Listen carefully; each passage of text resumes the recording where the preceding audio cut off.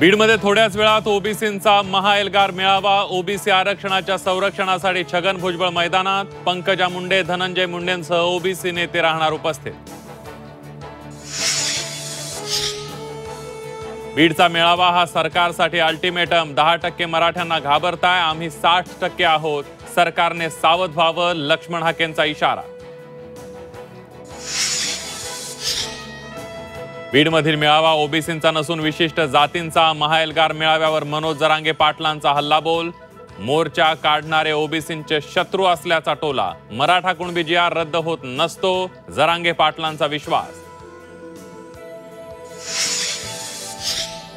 स्थानिक स्वराज्य संस्थांच्या निवडणुका नियोजित वेळेतच होणार। निवडणुका पुढे ढकलण्यास निवडणूक आयोगाचा नकार। या महिन्याच्या अखेरीस निवडणूक कार्यक्रम जाहीर होण्याची शक्यता। कागल नगर परिषद मतदार यादीवर समरजित घाटगेंचा आक्षेप। 342 मतदार गायब तर 822 नावं दुबार असल्याचा आरोप।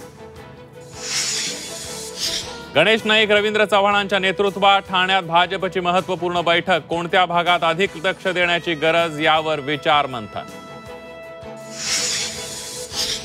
ठाकरे बंधू आज पुन्हा एकत्र येणार। मनसेच्या दीपोत्सवाचं उद्घाटन ठाकरेंच्या हस्ते होणार। शिवाजी पार्कवरील कार्यक्रमात उद्धव राज भेट होणार।